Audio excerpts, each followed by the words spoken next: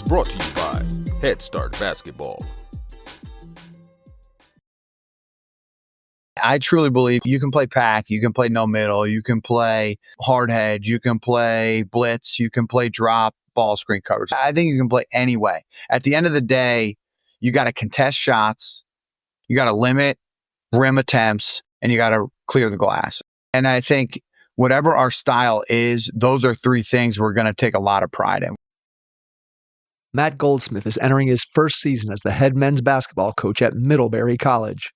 He previously served as the head coach at the College of New Jersey for 10 seasons, where he piloted the Lions to over 150 victories and 2 New Jersey Athletic Conference championships in 2020 and 2024. Prior to TCNJ, Goldsmith worked for Dave Hixon at Amherst College, where he was an assistant coach for 3 seasons. In his first season at Amherst in 2012-13, he helped guide the Jeffs to a 30-2 record and the second national title in program history. Goldsmith has spent time as a volunteer assistant coach for USA Basketball and has been a coach and instructor at the Jay Bilas Skills Camp since 2016. He also serves as the head coach and general manager of the Nerd team in the basketball tournament. As a player at Amherst College, Goldsmith was a member of the Jeffs' 2007 national championship team. He continued his playing career after graduation, playing professionally in Germany during the 2008-2009 season. Hey Hoopheads, Dr. Dish's 4th of July sale is here. From now until July 31st, 2025, you can save up to $4,000 on the top shooting machines chosen and trusted by thousands of coaches across the United States. Secure your Dr. Dish CT Plus, All-Star Plus, or Rebel Plus while supplies last. Learn more at drdishbasketball.com and follow their incredible content at Dr. Dish B-Ball on Twitter, Instagram, Facebook, and YouTube. Mention the Hoopheads podcast and save an extra $300 on the Dr. Dish Rebel, All-Star, and CT models. Those are some great deals, Hoopheads. Get your Dr. Dish shooting machine today. Hi, this is Joe's Decision from Unleashed Potential, and you're listening to the Hoopheads podcast. Take some notes as you listen to this episode with Matt Goldsmith, head men's basketball coach at Middlebury College. Hello and welcome to the Hoopheads podcast. It's Mike Linsing here without my co-host Jason Sunkel tonight, but I am pleased to welcome back to the Hoopheads pod Matthew Goldsmith, now the head men's basketball coach at Middlebury, previously the head coach when we talked to you last at the College of New Jersey. So Matt, welcome back, my man. Mike, I appreciate it, man. Excited to be here and talk a little hoops. Thrilled to have you back on. Always good to have a second time around with people. So let's start by looking at just the opportunity to come back, go to Middlebury. You're back in your home league where you played previously at Amherst in the NESCAC. So just talk about how the experience, how the opportunity comes across your desk. How do you first find out about it? And then what are your immediate thoughts in terms of going after the job? Yeah, for sure. I think, obviously being back in the NESCAC and being at a place like Middlebury is, one of those once in a lifetime jobs that just don't pop up very often. I think when I got into this business, you just think your, dream jobs are going to come available pretty regularly. And the facts are, somebody gets the job, they stay for 30 years and then they retire. And that timing could match up exactly with your career. That guy could be in the seat for the entire time you're a head coach. So, as soon as I heard Coach Brown was retiring, I was pretty excited about, the potential of the opportunity.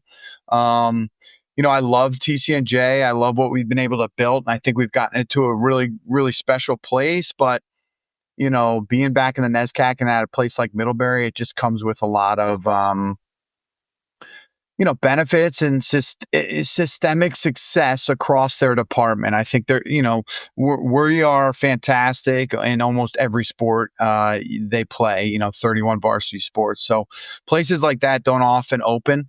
And so when I heard about it, obviously with my connection to the NESCAC and understanding Middlebury and Coach Brown and what he was able to accomplish over the last, especially 15 to 16 years when he was just, running NCAA tournament appearances every year, there's 5 jobs in Division III that can say they did that, and Middlebury is one of them. So I was super excited to hear about it. And then obviously when the job came available, you go through your network and you start talking to people who has connections there.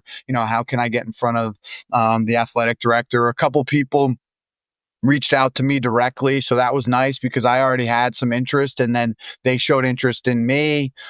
So that helped. And then I have a little bit of a adjacent connection. My oldest brother was a Middlebury football player back in 2001. So I had known about the school and how special it was for quite some time. So, when jobs like that come up, you got to kind of tap into everybody and poke around a little bit, shake the trees, and see who has the connections you need. What was the most helpful connection? What was the most important call that you made in sort of that pre-interview process? Yeah, for sure. I think there were a few. So I don't want to just pick one here. But, obviously Coach Hixon, my old boss at Amherst College, he was in the league as a player and a coach for, 45 plus years, and has a ton of relationships up there. And Middlebury is really cool because a lot of the administration and the leaders of the department, including the athletic director, the associate athletic director, they're all lifelong NESCAC guys. So they were really familiar with Coach Hixon and had good relationships with him. So I think that helped a ton. An alumni of Amherst actually is really friendly with another alum at Middlebury. So he connected me pretty quickly, Barry Brokaw. And then probably the one who was the heaviest hitter, I would say, was Kobe Altman. So Kobe Altman is the GM and president of the Cavs, has been there since, been the GM since 2017, and obviously has done a tremendous job there. But he's a Middlebury basketball alum. He's on the board of trustees up there, as well as he was the assistant coach when I was at Amherst College. He worked for Coach Hixon. So I've known Kobe and had a great relationship with him since I was, 20 years old. So I just reached out to Kobe and said, hey, I would think you're still pretty involved back at Middlebury, but if you are, I'm really interested in this job. And, if you know anybody or can put me in touch with anybody, that'd be great. And, your job is to get in the room and nail it. And you try to use your network to give you that opportunity, right? Put you in the room in front of the people you need to be in front of. So let's go from the informal of reaching out and making those calls and trying to get in contact with people in your network who had the connections. Once you get to the formal part, where does the first call go from you to Middlebury, from Middlebury to you? Who are you talking to? And what's the job search? What's the interview process look like from your end of it? Yeah, so most D3 jobs are pretty similar in how the process goes down. I think in Division I, it's like an AD or a search firm has a name in mind. They kind of make a call, and 36 hours later, somebody's hired. Division III is really different. You go through a full process. It takes some time. So, the initial call we have, up there is with HR, just double checking you're interested and asking a few kind of standardized questions.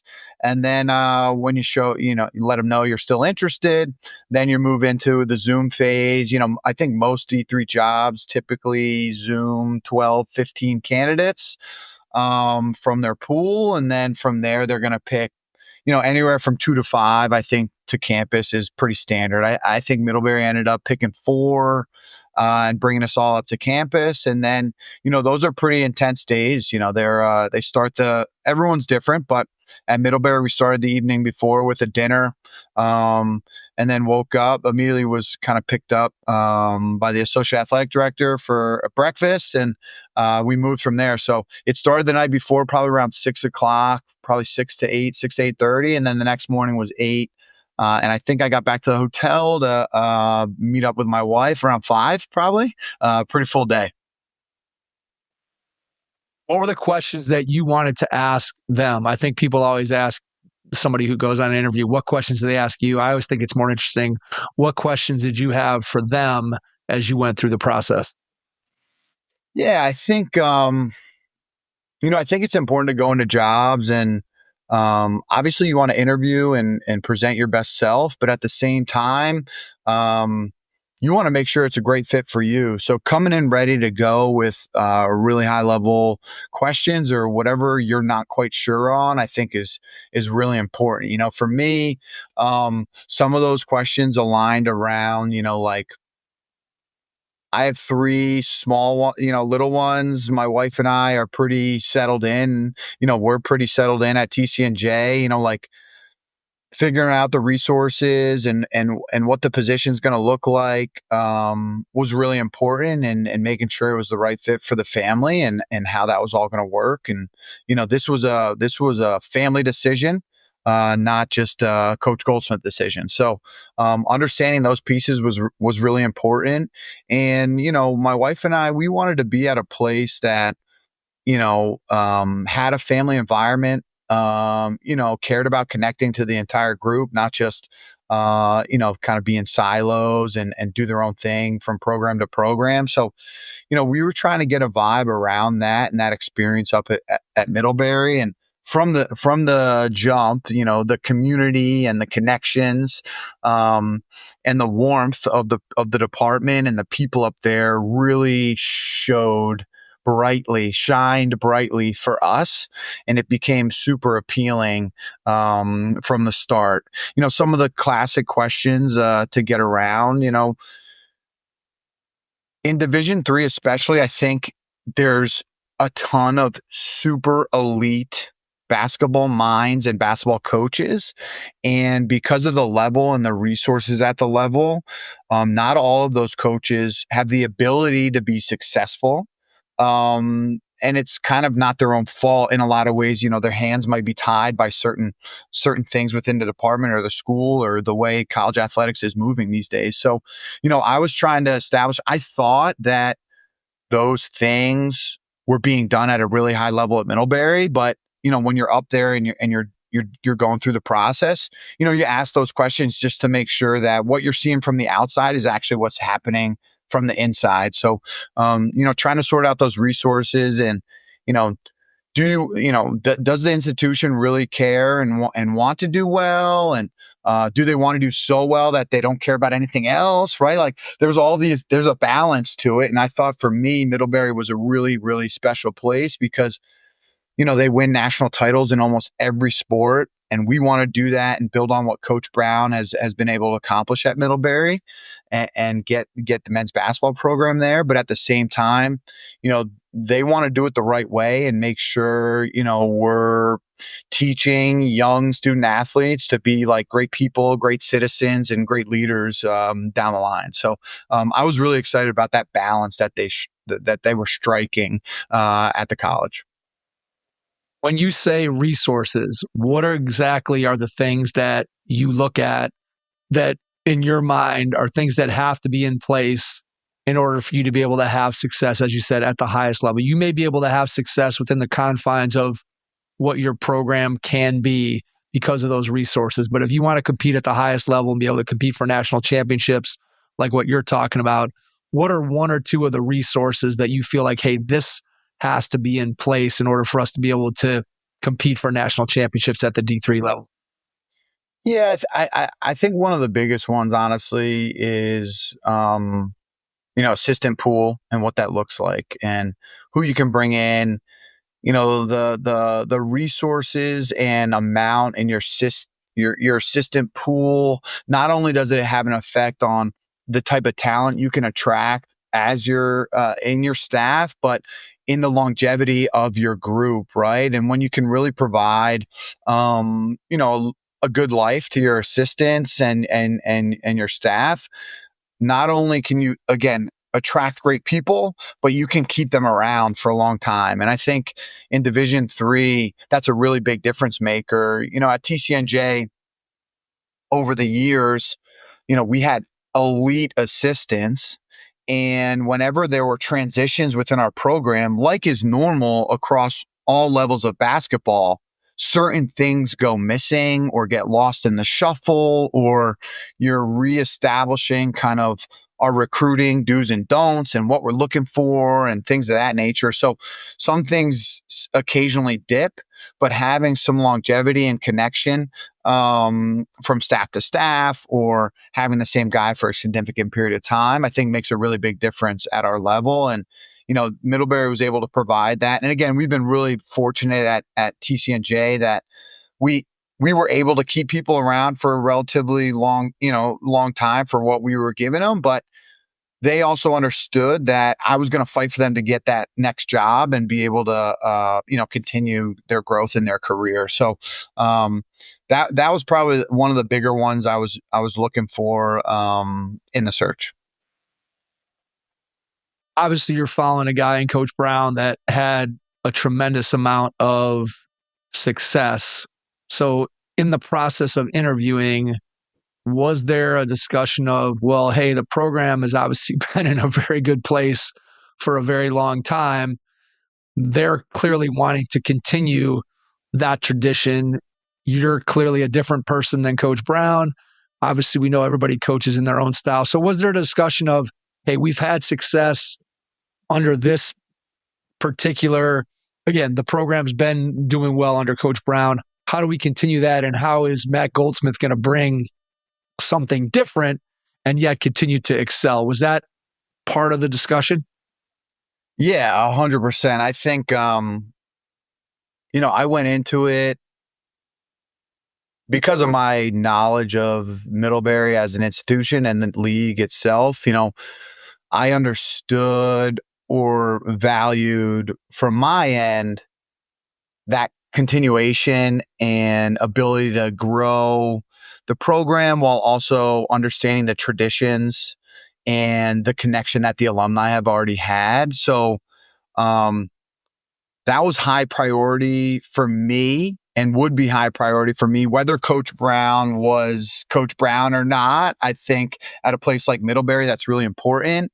And obviously with, success comes great connection back to the program. So I want to make sure we can continue to build on that and keep that moving forward rather than, break those ties. And so that was, we've been intentional with how we've tried to treat that since I was hired, and we will continue to be intentional.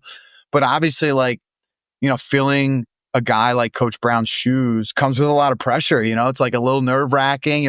Everybody in the department's winning national titles. Coach Brown has made Final Fours, Elite Eights, won a bunch of NESCAC titles. It's like you almost get some of that imposter syndrome. Like, am I ready for this? Can I really handle it at this level? And, I think we will be able to. I'm confident we will be able to, but, the product on the court will let us know that sooner rather than later, probably. How do you find out you got the job? Yeah. So, it's so funny, but in the modern age, I got hired at TCNJ 10 years ago. This wasn't a thing, but Twitter is super active now. There's there's guys out there trying to break news and this and that of every job search, and especially even D3 job searches. So, for a while you're just kind of trying to ignore it and stay disengaged. But I think somebody on Twitter broke that somebody got the job before I had heard anything. And it ended up, probably an hour later, I got a phone call and I picked it up assuming I was not the guy, to be honest.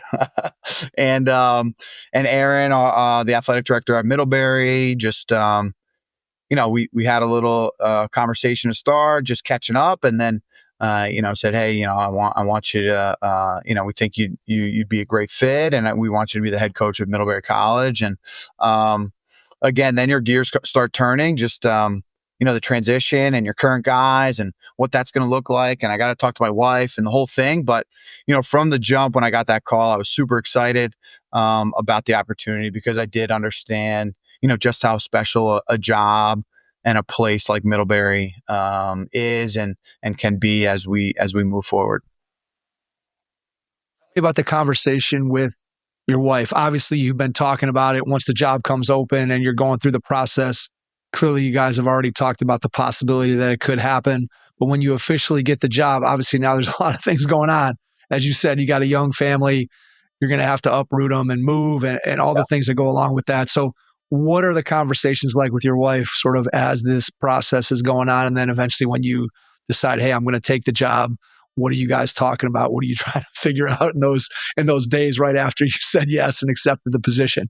Yeah, for sure. I think, one of the things that we found super special about Middlebury and we're extremely excited about was during the process, when we went up there for the on-campus interview, my wife came with me, right? And again, I think when I got TCNJ, I was 29 years old. We weren't married yet. We had no kids. I would have went down there and taken the job for $5. I didn't care about any of that stuff. I was so excited to be a head coach. And, as my career has continued and my family has grown, a lot of your priorities start, you're thinking about different things when you're looking at stuff like this. So, immediately it was like, hey, we're going to move.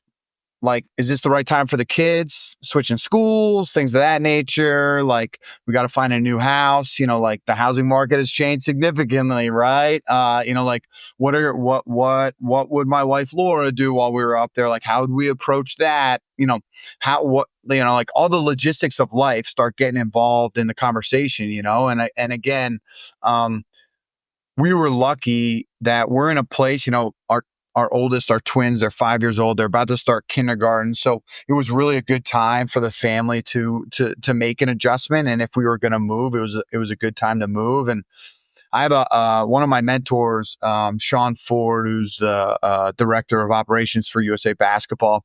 He has twins too. And we would always talk. And, when some of these jobs would come up, some of the elite jobs in Division III, like Middlebury, Sean would always say, you want to find a place you can be at for 10 to 15 years at the least when your kids are around 5 or 6, because that's when they start first grade. And ideally, if you can get them into a school system and through high school as a basketball coach, like you're one of the lucky ones, right? It just doesn't happen very often. So, funny enough, they're 5 years old. They're about to start kindergarten and, the opportunity came knocking. So, again, after we talked through all the logistics and figured out those pieces, it was kind of like one of those jobs that was just a really great fit for us and our family. And I think, it's going to be a special place to work. So I'm going to guess here that the next two priorities after you kind of get your wife on board and the family and you sort of figure out that stuff, now you got to start thinking some basketball. So two priorities, I'm guessing, are we got to figure out what the recruiting piece looks like, talk to the returning guys, figure out what the team's going to look like. And then the second part is obviously you talked about earlier how important it is from a staff standpoint to get a good assistant or assistants on board. So tell me about those two things, the next class of guys and talking to the guys from that are returning on the roster, because clearly they get nervous, right? You bring in a new coach and suddenly the opinions of the old coach go out the window. So guys tend to maybe have a little anxiety around that. And then getting a staff together. So talk to me a little bit about those two things, just the roster construction and the construction of your staff. Yeah, for sure. I think, with Coach Brown retiring and when the announcement happened, a lot of those returning guys had a long runway to think about what they wanted to do. And, in the current era with transfer portal and things of that nature, like, a lot of those guys could have been, off and elsewhere, and we could be, carrying a 10-man roster before you know it. So I wanted to quickly connect with all the returning players to make sure they were comfortable and we could start building our relationship as we move forward. So, right off the bat, current guys were first and foremost for phone calls and having a team Zoom and things like that. They were, when the announcement happened, they were actually in finals, so it was a little tricky. Obviously Middlebury, an elite academic institution, so you're not pulling guys out of finals to have a basketball meeting very often. So once finals ended, we had a team Zoom, but as they were occurring, I was going back and forth on the phone with all the guys and had individual phone calls with each guy, just to catch up, get to know each other, and make sure we were all on the same page. So we had a few guys in the transfer portal. The majority of them all came back. The roster stayed relatively intact. And then from there, I was reaching out to our incoming recruits. There were 5 guys committed. Again, we were able to retain all 5. And I think that's one of the special pieces about working at a place like Middlebury is, your guys are coming there. 1A is usually academics. 1B is usually basketball. And so they're making that choice for, the next 40 years of their lives, not necessarily the 4 years of playing basketball for you. So we were able to retain everybody and bring everybody back. And then very quickly from there, the focus became, who's going to be my lead assistant. Coach Brown had Sam Rubenstein, who had been there for quite some time. I think he's going into his 3rd year now. And he kind of knew the ins and outs of the institution. He had a great list already. We met a few times. We talked on the phone a few times. We got together. At the end of the day, in college basketball at any level, obviously you need a certain amount of, urgency and feel for the game and all that good stuff. But really your staff, you're hanging out with this person for 12 hours a day for 6 months, right? You just have to be able to make sure you have a good vibe together and you can be around each other and it's enjoyable. And when that happens, usually staffs can fire on all cylinders. So Sam was great. He came down. He kind of got the test early. He stayed in our guest room down in PA outside of New Jersey. And, my kids woke him up at like 6 a.m. the next day and he was rocking and ready to go from there. So we retained Sam and he's done a great job of getting me up to speed on Middlebury and the processes there. And he had a really good list together already. So we've kind of meshed our minds together where he had some names and some lists together. And then I kind of showed him what, we want to look for in our recruits and some of the things that I really value. And I thought we hit the ground running really well this summer and this spring and are in a good space for our 2026 class and what's incoming from there. Returning guys, what kind of questions do they have for you when they're getting to know you? Obviously, you're trying to get to know them, but they're also trying to get a feel for you. What were some things that they wanted to know from you or about you during those conversations? Yeah, for sure. I think, like style of play, how many, how many guys do you typically play? Like, what does a practice look like? What are the things you value on the basketball floor? Pretty simple things, but obviously have a big effect. Like I'm not going to play the exact same way Coach Brown played, right? So maybe some of the players that were high minute getters or, foresaw a lot of minutes down the line, their skill sets don't align quite as well with what we, how we play. At the end of the day, Sam and I are going to try to put the best players on the floor and adjust our style to that. And over time, as we get more and more recruits in, we'll be able to kind of morph into exactly what I'd ideally like to play. But, we're going to try to put the best product on the floor. And, in basketball, you need to get your best players out there. So if it's, a 2-post, if it's two point guards, I don't know. We'll see. I haven't, funny enough in Division III, like I have never seen these guys play in person. I've only been able to see film. So we'll know a lot more in the fall when we get into those first few practices. How much film have you watched of your team? Yeah, I think, during the process, obviously I got on Synergy to watch some games. And then, once I got hired, I was trying to pick through not only watching, our team, but watching the conference and some of the elite teams that were playing in it, their style, what are some things we need to be ready for, or, how can we be a little different, or what can we bring to the table that's going to give us some marginal gains or advantages in certain areas of the game. So, the big thing was first watching Middlebury. And then from there was just kind of picking on some of the better games within the league and kind of how everybody else plays as well. I've obviously stayed kind of close to it and paid attention to it just because, my experience at Amherst and my history there. So I've always, on a Friday night, if nothing's going on, I'll throw on a game. So I've kind of stayed aware of it, but it's one thing to watch it, not worrying, and a whole nother thing when you're trying to win some games in the league, obviously. Coaches, you've got a game plan for your team, but do you have one for your money? That's where Wealth for Coaches comes in. Each week, we'll deliver simple, no-fluff financial tips made just for coaches. Whether you're getting paid for camps, training sessions, or a full season, Wealth for Coaches helps you track it, save it, and grow it. It's time to stop guessing and start building. Subscribe now at wealthforcoaches.beehive.com/subscribe and follow us on Twitter @wealthforcoaches for daily money wins. Your money needs a coach. Start with Wealth for Coaches. What are some things that you have to concern yourself with across the league? You don't have to get into specific teams or things, but what are some things that you feel like you guys are going to need to do well in order to be able to compete at a high level in the league right away? Yeah, for sure. I think, if you look at it, the NESCAC, the size within the NESCAC is pretty elite in terms of within the Division III landscape. So,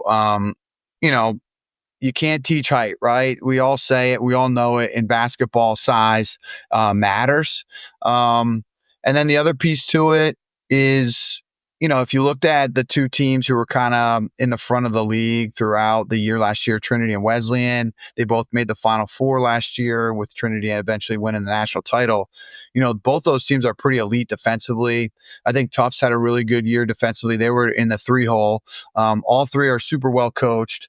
But if you can't guard, you're going to have some problems within the league. I think maybe back when I was playing, or even as an assistant coach, it was more just kind of who can score the most, almost at the time, the style of play. And I think the biggest thing that's changed is, teams are really digging in their heels, and every bucket is a tough bucket, especially later in the season. So, understanding that and, seeing how a lot of the teams play, and again, just kind of trying to strategically select some actions that I think would be good for us, and style of play that can counter some of those elite half-court defenses. All right, let's flip to the other side of the ball. What do you think that you have to do defensively? In an ideal world, what does a Matt Goldsmith team look like defensively? Clearly, again, you're inheriting a roster for the most part that you didn't recruit to fit the exact style, like you said earlier, that you want to play. So it's going to be a process to get there. But as you look at what you're going to need to do to compete defensively with the better offensive teams in the league, what are some things that you're going to have to do really well on the defensive end of the floor? Yeah. It sounds so simple and so goofy. I truly believe you can play you can play pack, you can play no middle, you can play, hard hedge, you can play blitz, you can play drop ball screen coverage. Like I think you can play any way. At the end of the day, you got to contest shots, right? You got to limit rim attempts, and you got to clear the glass. I think whatever our style is, those are three things we're going to take a lot of pride in. We got to contest shots. We got to limit the rim, right? So that includes in the half as well as obviously out in transition. And then you got to clear the glass, because if you're giving up a ton of boards, you really got no chance. So we're going to make sure we do those things. How we get there is going to be up in the air a little bit. I have, some things I like doing at TCNJ and enjoyed over the last few years, especially. But again, I gotta see, how we move and what we can do. The big thing for me is like a lot of your defensive principles are going to stem directly from your post and how they can guard, what their foot speed looks like. Because once you figure out the best place you can put your post in terms of ball screen coverage, a lot of your other principles will just fall into place, right? And what we're trying to take away and how we're trying to guard. So once we can figure that out, and the more film I watch and see how our health is on, in the middle of October, I think we'll really be able to establish, the exact principles of play. But we're going to contest everything. We're going to really protect the rim, and we're going to make sure we're clearing the glass on every possession. From a defensive standpoint, is there an analytics metric that you like to look at that you feel like in the past has sort of been a pretty good indicator for what you guys are doing defensively? Yeah, for sure. I think we really take pride in contest rate, and we have it at TCNJ. And so, post game, when we rewatch the film, we're going to watch it for specific things, obviously, but I'm always going to have one assistant track our contests. So, on every field goal, did we have a high hand? Did we contest? Did we late contest? How many open layups did we give? And we're going to get a percentage according to what we saw from the game, and we're going to try to meet a certain area with those contests. At TCNJ, we found that when we had on every field goal attempt, so even if if you give up a live ball steal and it's an open layup, that counts as an uncontested layup, obviously. So we're not just like skipping over those things. And when we got over 70% in terms of like having a hand in the face, high hand on the catch, not chasing it on the shot, our defense was pretty elite. So that's typically a number where we're trying to look at in terms of a super efficient contest rate. What about on the other side of the ball offensively? What do you like to look at there? Yeah, for sure. So offensively, honestly, we would look at a few things, but eventually at TCNJ, similar to the contest rate, we were tracking throw aheads, how many throw aheads in a game we had, and how many sides the ball got to within the offense. And again, when we got to certain numbers every half, we typically put up a pretty big number on the scoreboard. So throw aheads, sides changed. And then actually another one that's a little bit different that I just remembered that we love to track is we look at assists, but we also look at potential assists. So like, if I get downhill and I snap a strike to you in the corner and you miss the shot, we're gonna mark that as a potential assist. And so when our assist plus our potential assist percentage is high on our field goal attempt percentage, again, we're usually putting up a good number. So we don't want to only award guys because their teammate hit the shot in the corner. We also want to track when they made the right decision, threw the right pass, and it didn't work out in terms of the scoreboard, right? So when we were having a pretty good percentage on that piece too, comparative to our total field goals attempted, those were two categories. When we had high throw aheads and good assist percentages, including virtual assists or potential assists, that was when we, again, would put up, 45, 50 points and a half and really got cruising from there. Yeah, those are both things that are process oriented, right? When you start talking about making the right pass, but you don't always get the result that you want because the shot just doesn't go in. And then I think throw aheads, that's an interesting one to be tracking because I think to the coaches, the teams that I've coached, the teams that I've coached against, and even thinking back a long time ago to when I played, I think the ability for somebody not to pound the ball in the backcourt, but to look ahead and to get the ball down the floor, it seems like it would be a simple skill, right? I get the ball, I look up, and I just kick it ahead. It boggles my mind sometimes that guys don't do that, and yet you and I both know that it's a lot harder skill to teach or to grasp or to understand or to execute than what it should be. So when you're talking about that with your team, is it just as simple as making that a point of emphasis every day in terms of when you guys are going up and down the floor, making sure that guys are kicking it ahead and that you're showing them when they do it on film, when they don't do it on film? Is it just as simple as that, as sort of making it a point of emphasis? Yeah, so I think you need to hit it from all directions. So obviously a point of emphasis, and when you see it on the film, clipping it out and making sure you show it to the group. I think you can also, again, like you were saying with the process oriented stuff, we're going to track it in the games, right? So we're going to emphasize it with film. We're going to track it with emphasis, and then we're going to create games within practice that encourages it. So one of the areas, one of our favorite drills we did, especially last year, we would adjust our shot clock from 30 to 15. And then I would count down 3 seconds from the ball getting in our hands, whether that was off a rebound or through the net. And you had to get it over half court within 3 seconds, or it was a turnover or half court violation, a backcourt violation. So the combination of the shortened shot clock in addition to the quick backcourt really created, we were throwing ahead plenty, but we also had a guard who was super high level. He didn't throw it ahead that much, but he was a jet. So sometimes he would catch it. He'd be over in a second and a half, right? So in both ways, you're getting done exactly what you want to do, which is initiate the offense with speed, put the defense on their heels a little bit, and try to get to an action within 5 seconds of acquiring the ball, whether it's off a miss or a make. So we emphasized it with film, with conversation. We tracked it, and then we tried to create opportunities to successfully do it within practice. And on the other end of that, you're doing this drill that's 3 seconds in the backcourt, or it's a turnover.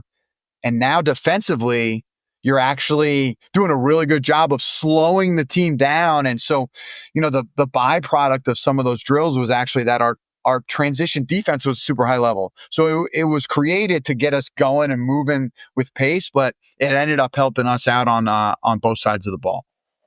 Yeah, for sure, right? The best drills, even though it might have an offensive focus, there's clearly some defensive value, and then vice versa. I think when you can design your practices where you're getting the most out of everything, and guys, whether you're on offense or defense in the drill, you're still learning the concepts that are part of what makes your team successful, then you're designing a practice in the right way to get the most out of every minute that you have on the floor with your guys. Where are you in terms of putting together, I don't know if you think of the year as a curriculum or a process of, hey, this is what we want to get in.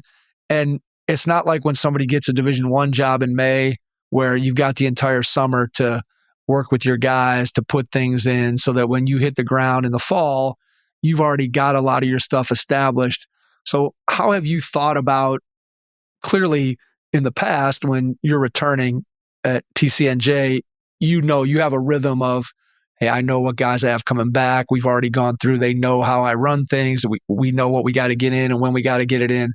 How have you thought through that process, taking over a new job at Middlebury where you don't know exactly how it's going to go? How has that affected your planning for what you're going to do in the fall and then on into preseason practice?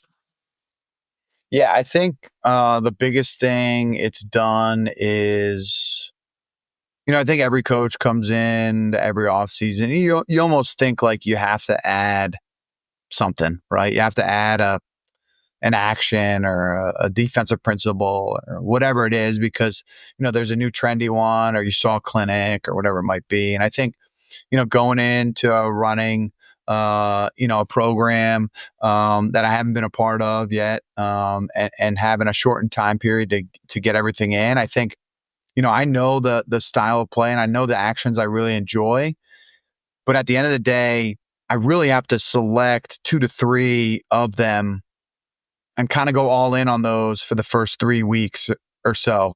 And I got to make sure they're ones that are, variable in their nature and can counter multiple styles of defense and still be effective. And then the same thing on the defensive end. I'm a big rule of 3 person. I think,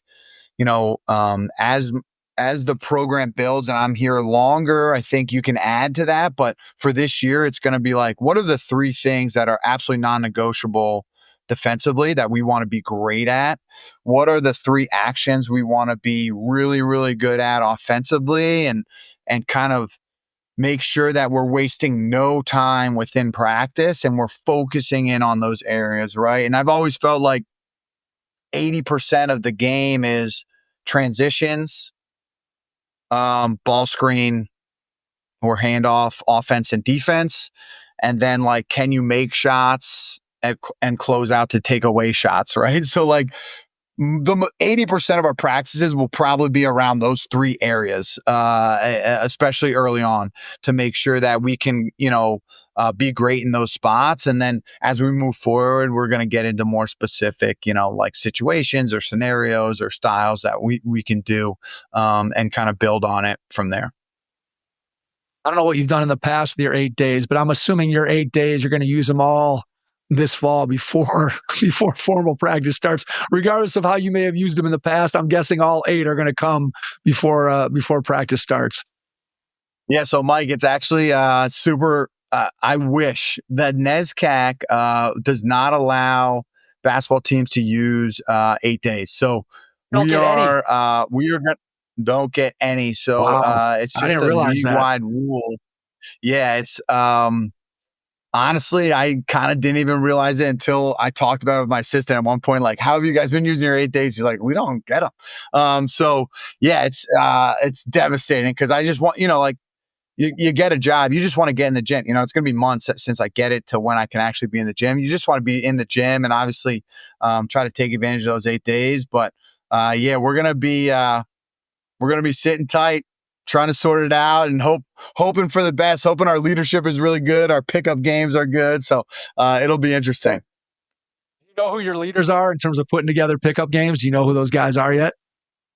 We haven't necessarily selected captains or anything yet. Normally in a normal year, I'll do that in the spring so that the whole off season we have a leadership group, but we'll do it probably closer to the season this year just so we can get a little bit more of a vibe on each guy. But, there is one player returning who was a captain last year, who's going to be a senior, Evan Flax. And I'm going to assume that Evan will probably take the lead in that way, but I think the other seniors will step up as well. And obviously with a new coach, I think everyone typically wants to put their best foot forward. So I'm hoping and expecting, like more leadership versus less. Again, to kind of get off to a really good start. But yeah, we'll see what happens.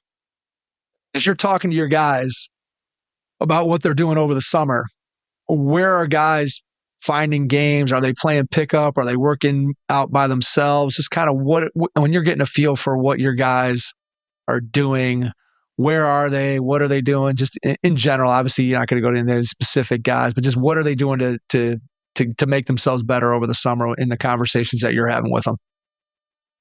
Yeah, for sure. I think it varies a little bit by guy, but most of them, I think all of them are, getting in the weight room. I think gaining strength and making sure their body is in a really good spot, coming back in the fall is paramount. From there, it varies a little bit with like access to good runs.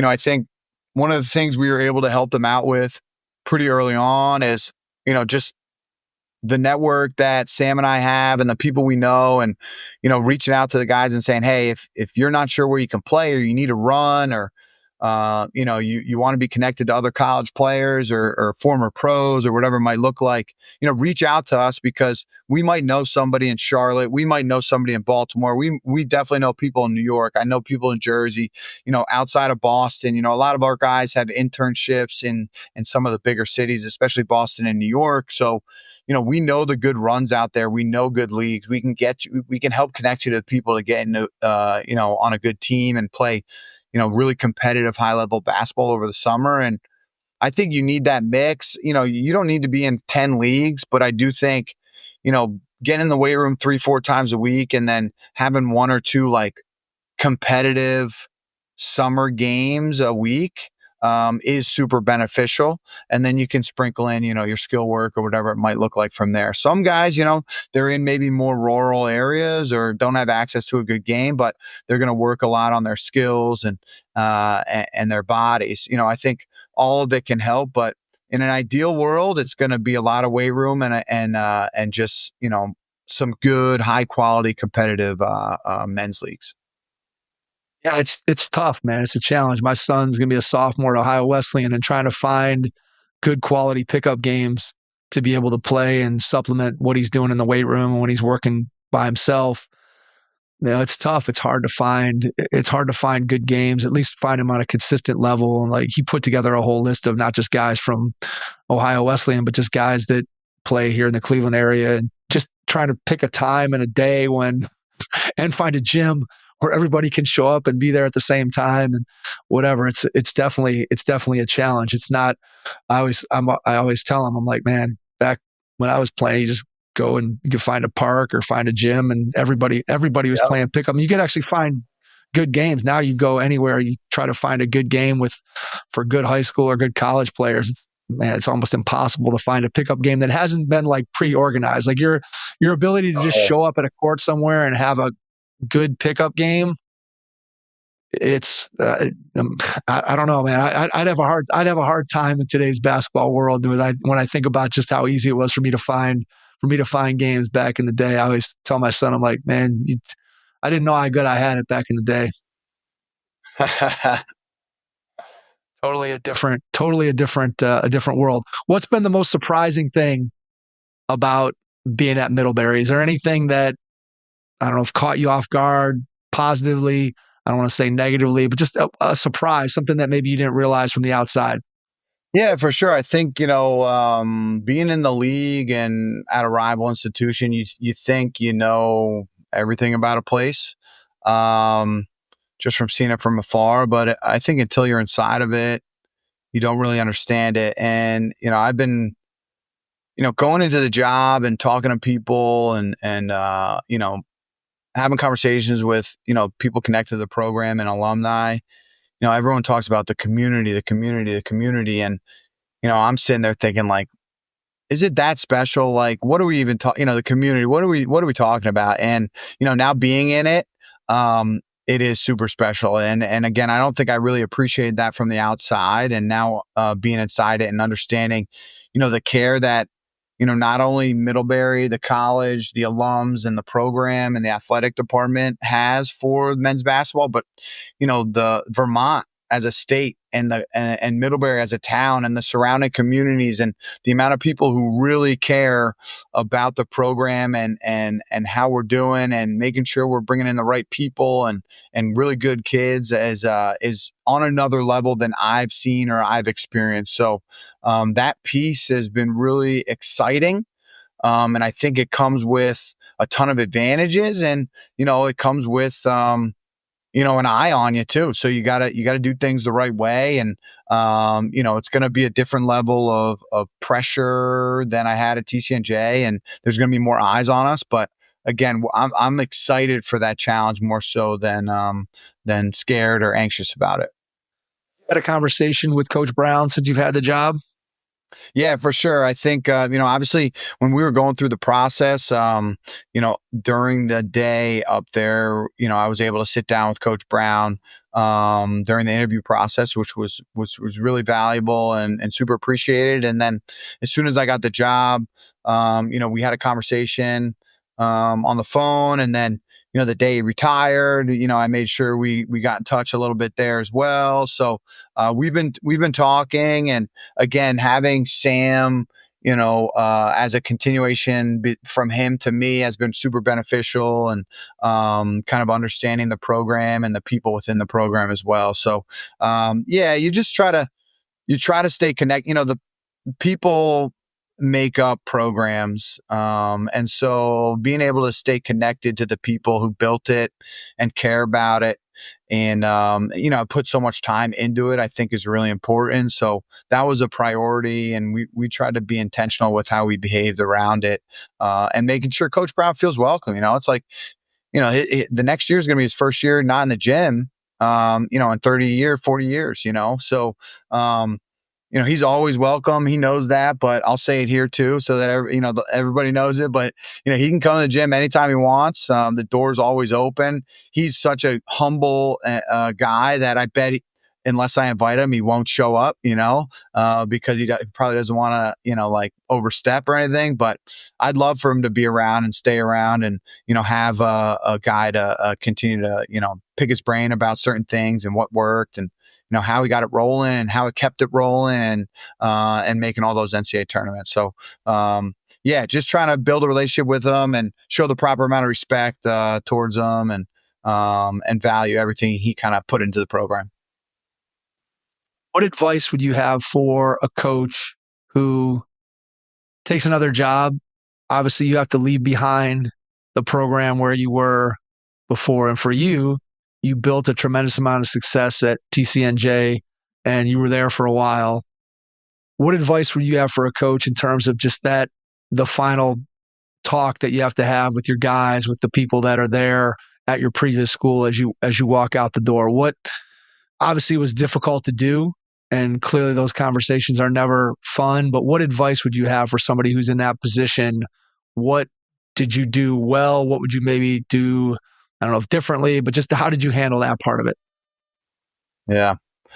Yeah. It's the hardest part by far, especially, putting in 10 years at TCNJ, and, we were returning a lot for next year, and we had a good year last year. And I think we were going to have another great year next year. And, the care you have for the guys, from, junior year in high school or whatever. And you just build these relationships, and you don't expect something like this to happen. I think number one is, you just got to eat, you just got to eat the frog, as they say. Like, just, you got to go in there and just kind of rip the Band-Aid off and get it out in the open, be super transparent, super honest.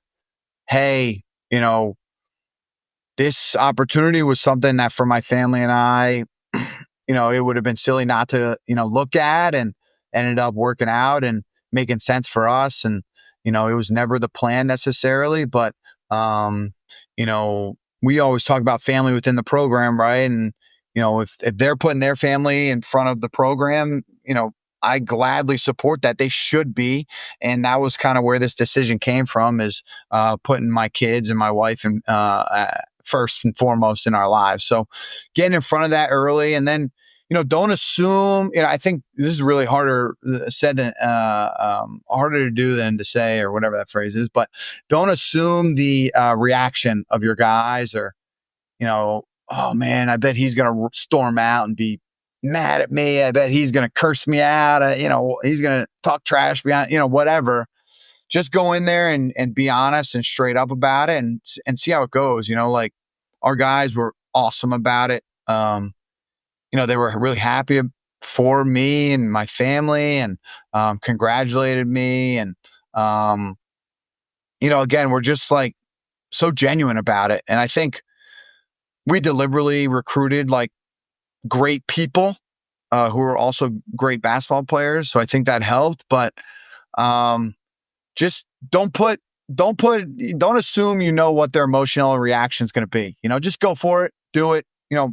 Kids are smart these days; they know how it works, and see what happens. And when you're honest and transparent in that way, I think you're going to give yourself the best chance at like maintaining those relationships. Like I told those guys, everybody who's at TCNJ will always be my guys, and I'll always pick up the phone, and I'll always give them advice if they need it, or give them an ear if they just want to talk. But, if you don't handle that conversation well, or you try to beat around the bush or whatever, you shy away from it, I think sometimes that can, stain the relationship when you had a great one for so long. Right. So you just got to rip the Band-Aid and go for it. And we'll see what happens from there.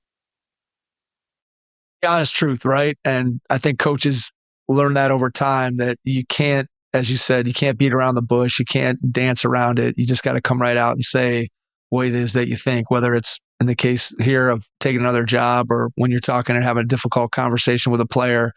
When you try to fudge it and you try to soften it and you try to make it something that it's not, ultimately end up, I think, making things a lot worse than you make them better. And people, whether they admit it in the moment, I think they appreciate hearing the truth and hearing what somebody's true thoughts and opinions are, somebody what they're going to do, as opposed to, hey, let's dance around this. And it doesn't work. That doesn't work. And I think sometimes coaches early in their career figure you have a hard time sometimes having those difficult conversations. And I think we all get better at those over time. They're still never fun. They're never easy, but you learn how to better handle them. I think you did a good job of articulating what that felt like for you to go and stand in front of a room of guys who clearly you were connected to and you care about, and that you want to continue to be able to have those relationships with them for forever. And that's never easy to have that type of conversation. But I think you did a good job of articulating how that went for you and how somebody else could handle it. As you look at this season, when you get to the end of it, how are you going to define a successful season for you at Middlebury in this first year? Yeah, for sure. I think it's easier said than done. But again, I think you can tell from some of the things we've talked about so far of just, putting in place the right processes and trying to make sure you're emphasizing the right thing. So, we're going to look for growth, improvement in the areas we're emphasizing at the end of the day. And if we're emphasizing the right things and doing the right things as a staff, that should lead to better basketball. Will that lead to more wins? I'm not sure, because our league is so good. The coaching is so good. The talent is so high.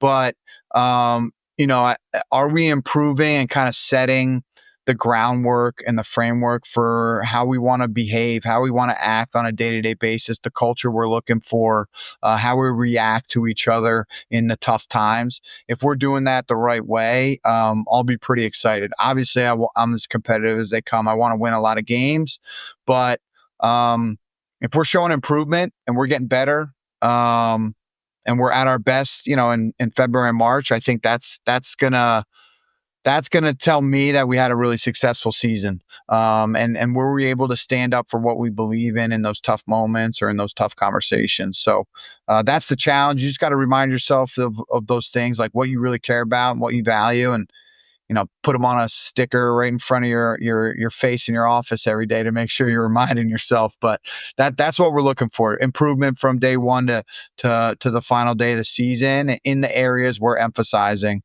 Because if we're not, obviously we're doing something wrong. Either we're not emphasizing it the right way, or teaching it the right way, or whatever that looks like.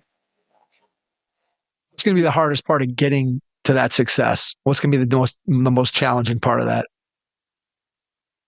Yeah, for sure. I just think for me, and I think for everybody in this business, not allowing, a poor performance or, a couple game skid or whatever it might look like, a bad weekend, right? We play Friday, Saturday in the NESCAC. Like, if you play poorly for 36 hours, you're 0-2. It's, and it's only 36 hours of the season. It's like, how can you not allow that to affect your mood on Monday when practice starts, or your approach to the next game, right? And are you going to be able to stick to your guns in those moments? I think that's the big thing, because I think we have the talent and the people in place to be really good next year. But again, until you go through it, you're not quite sure. I haven't been in the league in a while. I haven't seen those teams in a while. Again, so, I believe in the group we have coming back, but are we going to be able to stay steady in those moments where maybe it's not going well? Because it's not going to go well at some point. And, over the last 5 years, we've won 20 games, 3 out of those 5 years, made 3 NCAA tournaments at TCNJ. Like, if it's not going well, am I going to be wearing that on my face every time I walk into the gym? Am I going to have bad body language?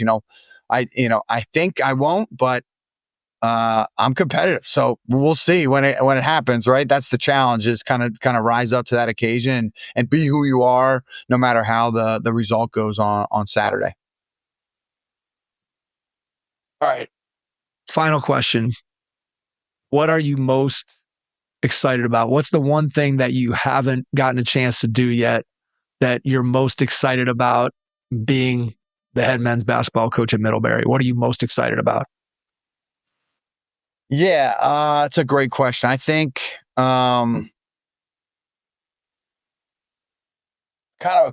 it sounds a little weird, but within the department, obviously at TCNJ, we had some legendary coaches, but within the department up there, there's just a lot of like national championship winning coaches. So being able to just like be at lunch and listen and ask questions and go watch other practices and this and that.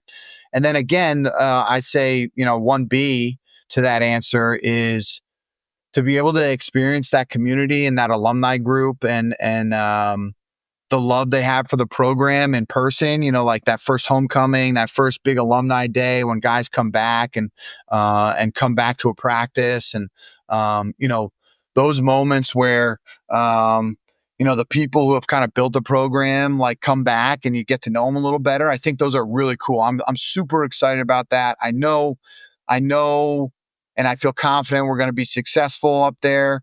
And I think having those guys behind us and getting that relationship right is going to be one of the main drivers of that success. So I'm really excited to be in those moments and kind of embrace those guys and get to know them and be around them and hear the stories that make up the program and the history of it all, and hopefully form our own history as we move forward.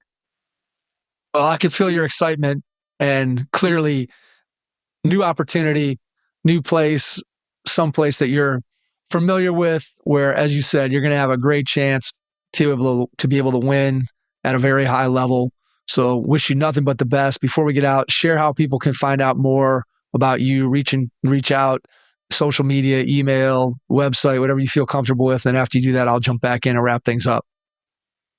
Yeah, for sure. Instagram and Twitter at Coach M Goldsmith, at Mid MB Ball for the team accounts. Obviously, you can go on the Middlebury Athletics page and find me and my assistant. MBB at middlebury.edu goes to both of us, so it's a nice, easy way to get in touch. But we're available, open door policy. We love talking hoop and hearing from people. So reach out if you have any questions or just want to talk shop or whatever it might look like. But we're around, and it's been a pleasure, Mike. I love your podcast. I love listening to your guests, and always learn something and take something away from every week. So appreciate what you do for the game. Thanks for the kind words, Matt. Really appreciate it. Cannot thank you enough for taking the time out of your schedule tonight to join us. Wish you nothing but the best in your new job there at Middlebury. We'll be keeping an eye on it. And to everyone out there, thanks for listening, and we will catch you on our next episode. Thanks. Your first impression is everything when applying for a new coaching job. A professional coaching portfolio is the tool that highlights your coaching achievements and philosophies, and most of all, helps separate you and your abilities from the other applicants. The Coaching Portfolio Guide is an instructional, membership-based website that helps you develop a personalized portfolio. Each section of the Portfolio Guide provides detailed instructions on how to organize your portfolio in a professional manner. The guide also provides sample documents for each section of your portfolio that you can copy, modify, and add to your personal portfolio. As a Hoopheads Pod listener, you can get your Coaching Portfolio Guide for just $25. Visit coachingportfolioguide.com/hoopheads to learn more. Thanks for listening to the Hoopheads podcast, presented by Head Start Basketball.